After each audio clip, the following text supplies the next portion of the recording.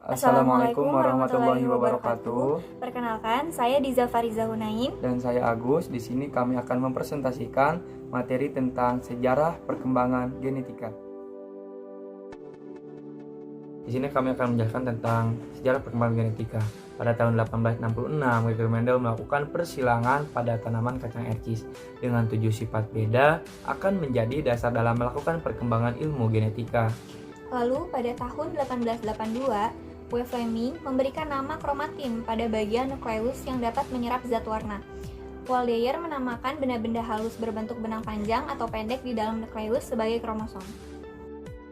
Dan selanjutnya pada sejarah perkembangan genetika yang selanjutnya pada tahun 1883 sampai 1887, Edward Van Beneden pada tahun 1883 dan melakukan penelitian tentang kromosom membelah longitudinal pada waktu pembelahan inti.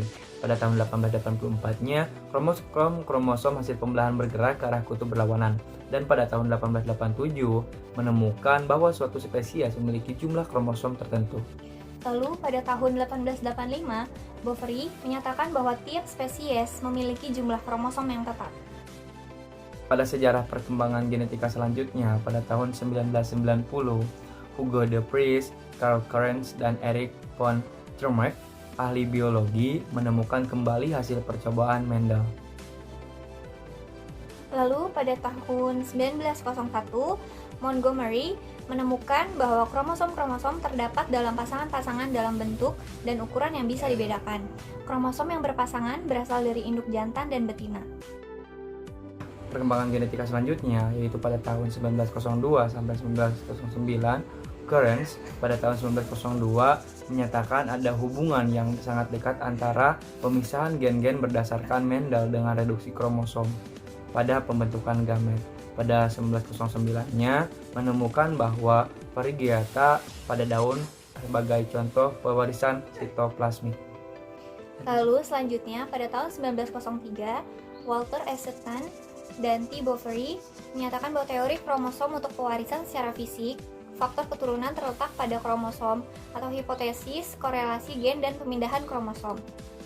Pada sejarah perkembangan genetika selanjutnya, pada tahun 1906 dan 1910, William Bateson pada tahun 1906-nya menemukan penelitian yaitu menggunakan istilah genetis pertama kalinya. Pada tahun 1910 menemukan prinsip dari pautan beberapa faktor bergabung bersama pada tiap kromosom. Lalu pada tahun 1903 dan 1909, William Johansen pada 1903 menggunakan istilah genotip dan fenotip. Pada 1909, istilah gen pada tahun 1909. Baik, pada selanjutnya sejarah perkembangan genetika.